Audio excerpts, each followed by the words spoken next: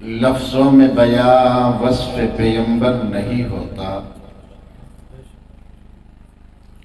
لفظوں میں بیاں وصف پیغمبر نہیں ہوتا، کوزے میں کبھی بند سمندر نہیں ہوتا۔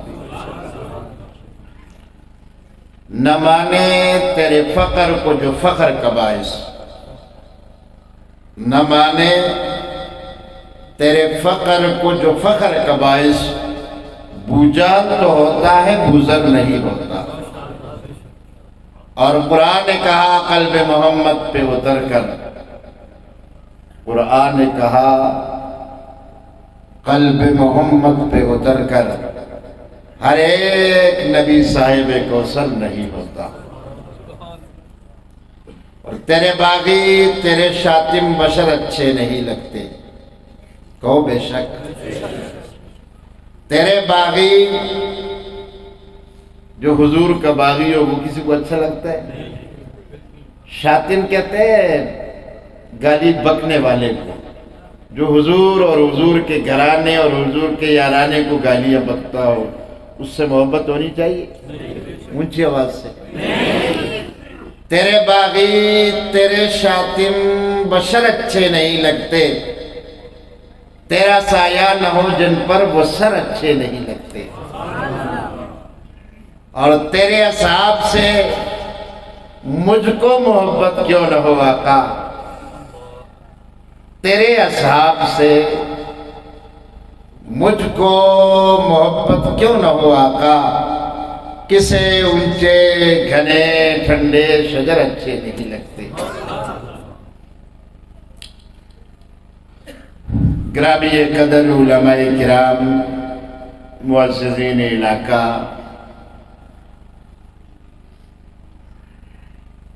برادران اسلام، جامعہ حسین ابن علی کے اساتذہ، طلباء،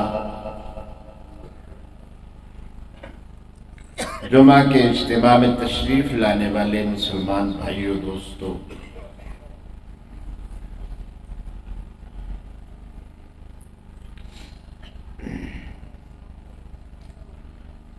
تاجر بھائیوں،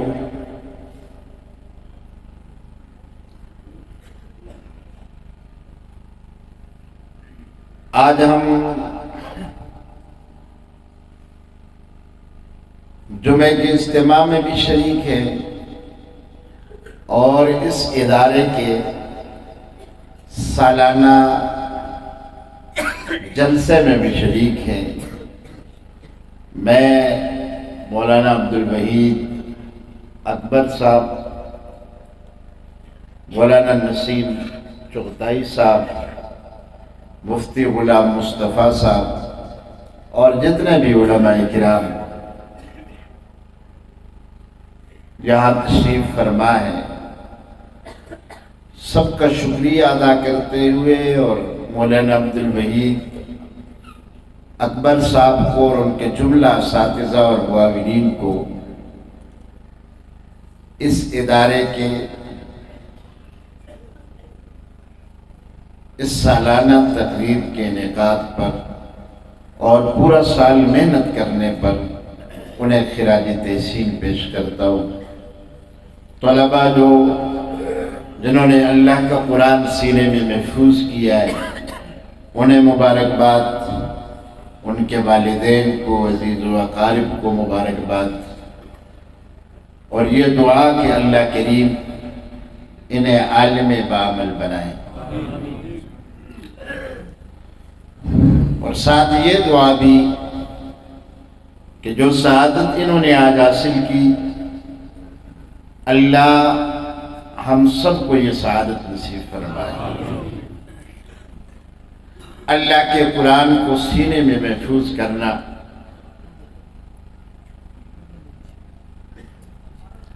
وہ وہی جو رسول انور صلی اللہ علیہ وسلم پہ نازل ہوئی قرآن مکرم کی صورت میں،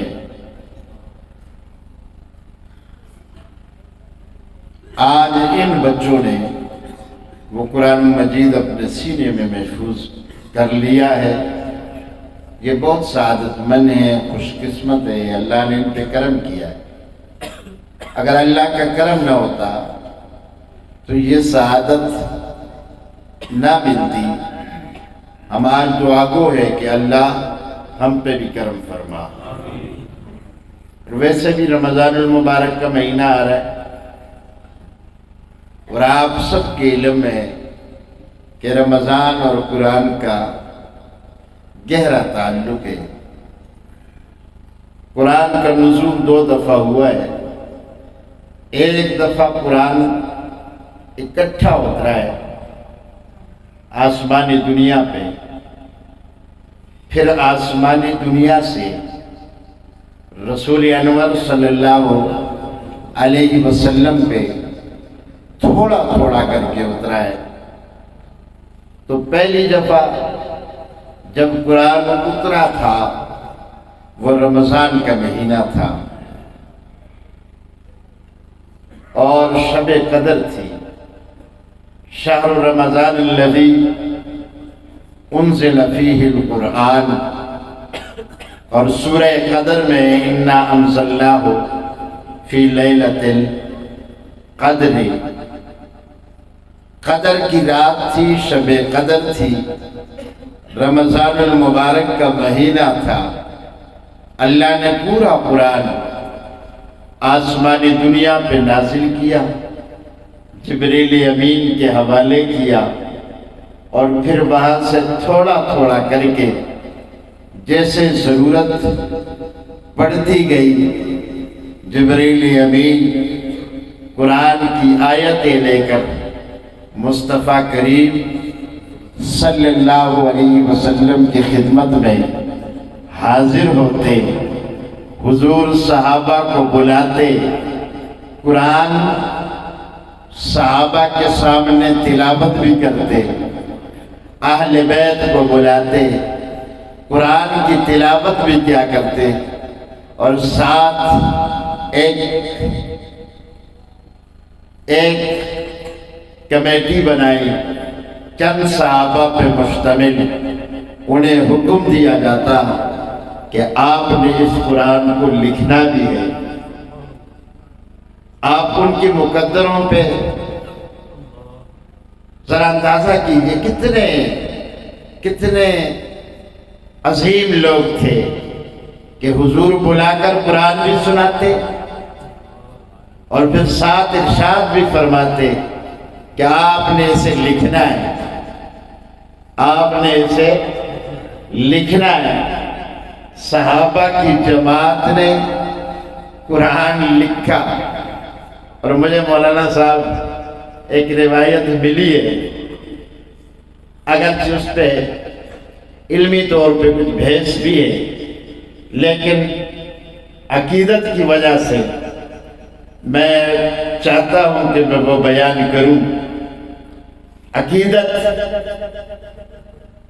حضور نے جو تشکیل کی تھی چند صحابہ کی کہ آپ نے قرآن لکھنا ہے، مختلف علماء نے مختلف تعداد لکھی ہے۔ ان میں حضرت امیر معاویہ بن ابی سفیان رضی اللہ تعالی عنہ بھی ہے۔ آپ عمرۃ القضاء کے موقع پہ مسلمان ہوئے، فتح مکہ کے موقع پہ آپ نے اسلام کا اظہار کیا، اور جب اسلام کا اظہار کیا تو حضور نے آپ کو وہ جو کاتبین وحی کی کمیٹی تھی اس کا رکن بنایا۔ ایک دن حضور نے کہا کہ معاویہ کو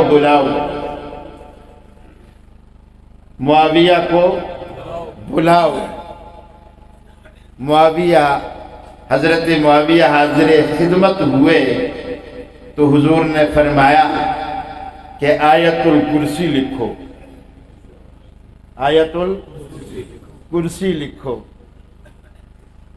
شریف عباسی صاحب کرسی پہ تشریف فرما، ہمارے محترم۔ آیت الکرسی لکھو، آیت الکرسی لکھو۔ اور آیت الکرسی آپ کو پتہ ہے کہ بڑے فضائل ہیں اور پڑھنی چاہیے۔ ایک تو ہمارے سیاستدان پڑھتے ہیں، وہ ایک سیاستدان تسبیح پہ پڑھ رہا تھا تو کسی نے پوچھا جی کیا پڑھ رہے ہیں؟ کہتے میں آیت الکرسی پڑھ رہا ہوں۔ انہوں نے کہا وہ اتنی چھوٹی تو نہیں ہے کہ اتنی جلدی جلدی آپ پڑھ رہے ہو۔ اس نے کہا میں صرف اس میں سے کرسی پڑھ رہا ہوں۔ یہ ایک تو ہمارے یہاں مزاج ہے۔ حضرت معاویہ کو حضور نے بلایا، توجہ، حضرت معاویہ کو بلایا تو فرمایا کہ کیا لکھو؟ آیت الکرسی لکھو۔ حضرت معاویہ قلم تلاش کرنے لگے، قلم نہ ملا۔ اللہ اکبر، جب قلم نہ ملا، آیت الکرسی عظیم آیت ہے، حضور جس سے لکھوا رہے ہیں وہ بھی عظیم ہے، لکھنے کے لیے قلم بھی عظیم ہونا چاہیے۔ اب قلم مل نہیں رہا، اتنے میں حضور نے ایک قلم اٹھایا اور حضرت معاویہ کے حوالے کیا اور فرمانے لگے معاویہ جب تجھے زمین پہ قلم نہیں ملا تو اللہ نے آسمانوں سے جبریل کے ذریعے یہ قلم بھجوا دیا۔ اونچی آواز سے، اونچی آواز اور اونچی آواز سے۔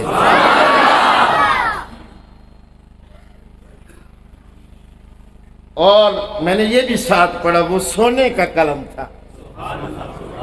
اللہ اکبر، وہ کس کا قلم تھا؟ اللہ اکبر۔ کتنے عظیم لوگ تھے صحابہ اکرام کہ جب زمین پہ ان کے لیے حالات نہ بنتے تو آسمانوں سے حالات بن جاتے تھے۔ عباسی صاحب، آسمانوں سے یہ بات اس طرف نکل گئی تو میں اگلا جملہ کہہ دیتا ہوں۔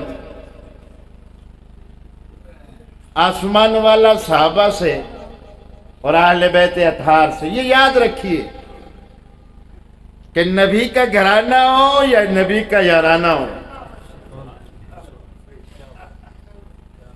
نبی کے گھر والے ہو یا نبی کے در والے ہو، دونوں کو ماننا ضروری ہے۔ در والوں کو مانو گے، گھر والوں کو چھوڑو گے تو ناصبی اور خوارج کہلاؤ گے۔ گھر والوں کا دم بھرو گے، در والوں کو چھوڑو گے تو رافضی کہلاؤ گے۔ اور جب گھر والوں سے بھی عقیدت کا اظہار کرو گے، در والوں سے بھی عقیدت کا اظہار کرو گے تو اہل سنت کہلاؤ گے۔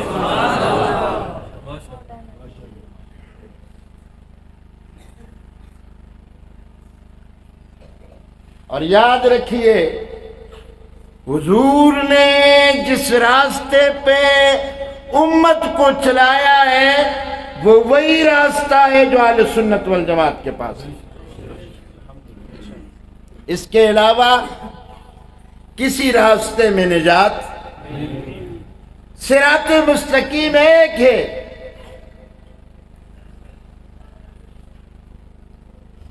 صراط مستقیم، اور وہ نبی اکرم صلی اللہ علیہ وسلم نے فرمایا پہلی امتیں 72 فرقوں میں تقسیم ہوئی، میری امت 73 فرقوں میں تقسیم ہوگی۔ تفترق امتی علی 73 ملتاً۔ لوگ ہم سے پوچھتے ہیں ہم کس کی بات مانیں، وہ بھی قرآن کی دلیل دیتا ہے وہ بھی حدیث کی دلیل دیتا ہے، وہ بھی تاریخ اٹھاتا ہے، اس نے بھی امامہ باندھا ہوا ہے، اس کا بھی قبہ اور جبہ اور دستار ہے۔ مولانا ہم کس کی بات مانیں؟ او بھائی کسی کی بات نہ مانو، مصطفیٰ کی بات مانو۔ اونچی آواز سے، اونچی آواز سے، رسول اللہ کی بات مانو، امام الانبیاء کی بات مانو، خاتم النبیین کی بات مانو، شفیع المذنبین کی بات مانو، ساقی کوثر کی بات مانو، احمد مجتبیٰ کی بات مانو، محمد مصطفیٰ کی بات مانو، صلی اللہ اونچی آواز سے، صلی اللہ صلی اللہ صلی اللہ علیہ وسلم۔ حضور نے فرمایا 73 فرقے، تفترق امتی علی 73 ملتاً کلہم فی النار الا ملت واحدہ، ایک جنت میں جائے گا، 72 جہنم کا ایندھن بنیں گے۔ سامنے بیٹھنے والے صحابہ اکرام اہل بیت اطہار تھے اور وہ بیدار تھے۔ وہ کیا تھے؟ بیدار تھے۔ صحابہ میں کمال یہ تھا کہ وہ حضور کی بات کانوں سے بھی سنتے، دل پہ بھی لکھتے، دماغ میں بھی سوچتے۔ یہ نہیں کہ بیٹھے یہاں ہو، دماغ کہیں اور سفر پہ جا رہا ہے، نہیں، سامنے بیٹھنے والے رسول کے گھرانے کے لوگ ہیں، حضور کے یارانے کے لوگ ہیں۔ جب حضور نے یہ بات ارشاد فرمائی تو انہوں نے فوراً کہا قالوا من ہے یا رسول اللہ، اس ایک فرقے کی علامت کیا ہوگی جو جنت میں جائے گا، باقی 72 جہنم کا ایندھن بنیں گے۔ میرے حضور نے ایک علامت ارشاد فرمائی، فرمایا ما انا علیہ و اصحابی، جنہوں نے محمد کا دامن تھاما ہے یا محمد کا دامن تھامنے والے صحابہ کا دامن تھاما ہے۔ اس لیے میں یہ عرض کر رہا تھا کہ ہمارا اعزاز یہ ہے کہ ہم نبی کے گھرانے کو بھی مانتے ہیں اور نبی کے یارانے کو بھی مانتے ہیں۔ ہم ابو بکر و عمر کو بھی مانتے ہیں اور ہم عثمان و علی کو بھی مانتے ہیں۔ ہم نبی کے رشتوں کو بھی مانتے ہیں اور ہم نبی کے تعلق کو بھی مانتے ہیں۔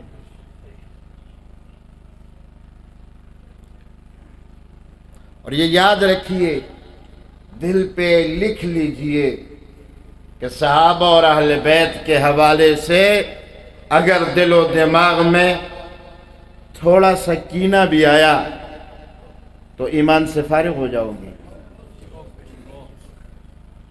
ایمان سے فارغ ہو جاؤ گے۔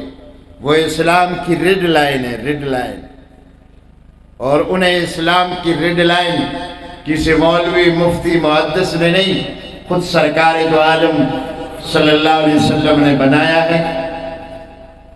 حضور نے ریڈ لائن بنایا اور فرمایا اللہ اللہ فی اصحابی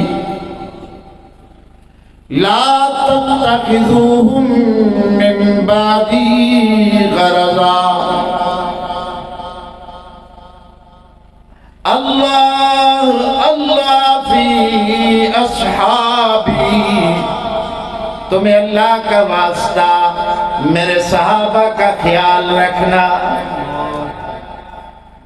تمہیں رب کا واسطہ دے کے جا رہا ہوں، میرے بعد میرے صحابہ کو تنقید کا نشانہ مت بنانا۔ لا تتخذوہم من بعدی، میرے بعد تم حضور صلی اللہ علیہ وسلم فرماتے تم میرے صحابہ کو تنقید کا نشان مت بنانا۔ اور آگے وجہ بیان فرمائی، سبحان اللہ، فرمایا فَمَنْ أَحَبَّهُمْ فَبِحُبِّي أَحَبَّهُمْ، جنہوں نے صحابہ سے محبت کی تو انہوں نے مصطفیٰ کی وجہ سے محبت کی ہے، اور تو کوئی تعلق نہیں ہے نا ہمارا۔ تعلق تو یہ ہے کہ انہوں نے حضور کا چہرہ ایمان کی حالت میں پڑھا ہے، وہ حضور کے شاگرد۔ آج اس مدرسے میں مولانا عبدالوحید صاحب کے شاگرد بیٹھے ہوئے اور فخر محسوس کر رہے کہ ہم نے اس قدیمی جامعہ مسجد میں اور جامعہ حسین ابن علی میں، نام کتنا پیارا ہے، نام کتنا پیارا ہے، جامعہ حسین ابن علی، اور میں نے جو مسجد بنائی اس کا نام میں نے رکھا ہے جامعہ مسجد سیدنا حسن بن علی۔ اونچی آواز سے اور اونچی آواز سے اور اونچی آواز سے۔ ہم حسینی بھی ہے، ہم صدیقی بھی ہے، ہم فاروقی بھی ہے، ہم عثمانی بھی ہے، ہم حیدری بھی ہے، اور ہم معاویہ بن ابو سفیان کے ماننے والے بھی ہیں، اور رشتہ ایک ہی ہے، ایک ہی نسبت ہے، اور وہ ہے فَمَنْ أَحَبَّهُمْ فَبِحُبِّي أَحَبَّهُمْ۔ ہمیں ان سے اس لیے محبت ہے کہ ان کو مصطفیٰ سے محبت تھی۔ حضور نے فرمایا میری ریڈ لائن ہے، میرے بعد انہیں نشانے پہ مت رکھنا، لا تتخذوہم من بعدی، نشانے پہ مت رکھنا، نشانے پہ مت رکھنا۔ اور ایک اور حدیث میں فرمایا لا تسبوا اصحابی، برا بلا مت کہنا، گالی نہیں، کہ علماء جانتے ہیں عربی میں خالصتاً گالی کے لیے شتم کا لفظ آتا ہے۔ ابھی میں نے شعر پڑھا تھا، تیرے باغی تیرے شاتم، تیرے باغی تیرے شاتم، گالی دینے والے کو کیا کہتے ہیں عربی میں؟ شاتم کہتے ہیں۔ اور سانپ جو ہوتا ہے نا، سانپ سب جو ہوتا ہے جس کا مفہوم یہ ہے کہ کوئی بھی تنقید کرنا، خلاف شان گفتگو کرنا، حضور نے فرمایا گالی تو دور کی بات ہے، میرے صحابہ کے متعلق کوئی بے ادبی کا لفظ بھی نہیں بولنا ہے تم نے، لا تسبوا اصحابی۔ اور ایک اور حدیث میں اذا رأیتم الذین، اگر کوئی بول لے تو پھر کیا کرنا ہے عباسی صاحب، پھر کیا کریں گے؟ حضور نے تو فرمایا، مولانا عبدالوحید صاحب، حضور نے فرمایا میرے بعد صحابہ اور اہل بیت کے متعلق کوئی بری بات، کوئی خلاف ادب بات مت کہنا، کوئی خلاف ادب بات مت، اگر کوئی کہہ دے تو پھر کیا کر رہا ہے؟ اللہ اکبر۔ حضور نے وہ بھی ارشاد فرمایا، پھر تمہارا وظیفہ کیا ہے؟ پھر عباسی صاحب کا، علماء کا، تاجروں کا، طلباء کا، عوام کا وظیفہ کیا ہونا چاہیے؟ تو حضور نے فرمایا اذا رأیتم الذین یسبون اصحابی، اگر تم دیکھو کوئی میرے صحابہ کے متعلق برا بلا کہہ رہا ہے، تمہارا وظیفہ کیا ہونا چاہیے؟ فَقُولُوا، فوراً تمہیں بولنا پڑے گا، اور بولتے ہوئے تمہیں نرم الفاظ کہنے ہیں یا گرم الفاظ کہنے ہیں۔ حضور نے فرمایا معاملہ صحابہ کا ہے، اور صحابہ دین کے گواہ ہے، صحابہ رسالت معاب کے گواہ ہے، صحابہ دین کے ناقلین ہے، پوری دنیا میں پہنچانے والے ہیں۔ ان کا دشمن وہ دین کا دشمن کہلائے گا۔ اگر تم نے دیکھ لیا کہ کسی نے برا بلا کہا، فَقُولُوا لَعْنَةُ اللَّهِ، تم نے فوراً کہنا ہے تم پر اللہ کی لعنت ہو، تم اوپر کس کی لعنت ہو؟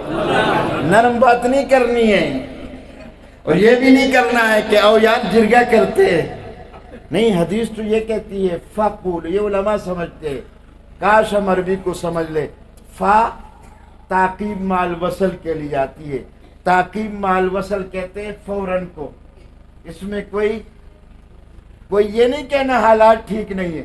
میں کل مولانا جنگی شہید کو سن رہا تھا، تم بھی سنا کرو کبھی کبھی، اس مرد قلندر کو مولانا جنگی شہید فرماتے ہیں کہ لوگ کہتے ہیں مولانا صاحب بات تو آپ کی ٹھیک ہے لیکن حالات ٹھیک نہیں ہے، حالات ٹھیک نہیں ہے، بات تو آپ درست کرتے ہو، کہ جو قرآن نہیں مانتا وہ مسلمان ہو سکتا ہے؟ جو رسالت مآب کے ختم نبوت کا انکاری ہو وہ مسلمان ہو سکتا ہے؟ جو حضور کے صحابہ اہل بیت کا گستاخ ہو وہ مسلمان ہو سکتا ہے؟ جی ہو سکتا ہے؟ کہتے بات تو آپ کی ٹھیک ہے لیکن حالات ٹھیک نہیں ہے۔ مولانا حق نواز شہید فرماتے مولانا صاحب جب حالات ٹھیک نہیں ہو نہ ہو تو اس وقت تو حکم ہے کہ تم نے بدر میں اترنا ہے، تم نے احد میں اترنا ہے، تم نے تلوار اٹھانی ہے، تم نے آواز لگانی ہے، اور جب حالات ٹھیک ہو اس وقت تو تسبیح پڑھنے کا حکم ہے، اس وقت تو سجدوں میں سر رکھنے کا وقت ہے، پھر اس وقت تو پھر آپ کو مصلی پہ ہونا چاہیے۔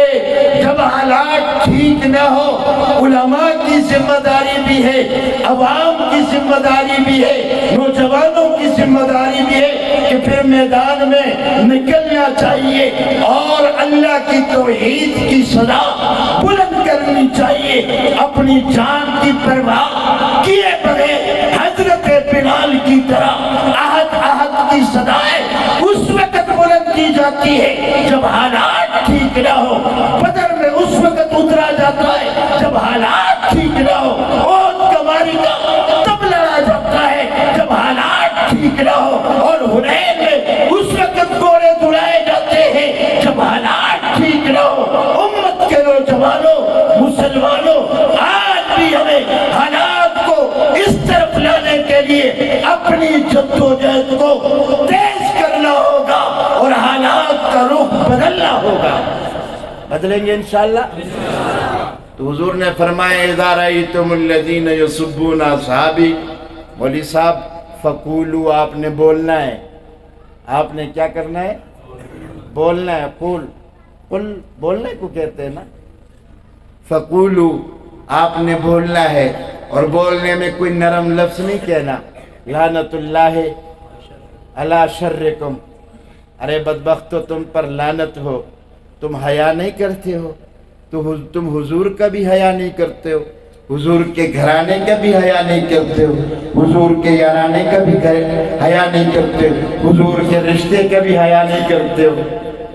میں عرض یہ کر رہا تھا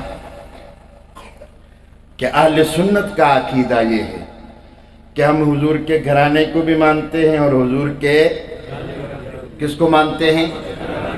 یاد رکھیے، جس دل میں حضور کے گھرانے کا، حضور کے گھرانے کے حوالے سے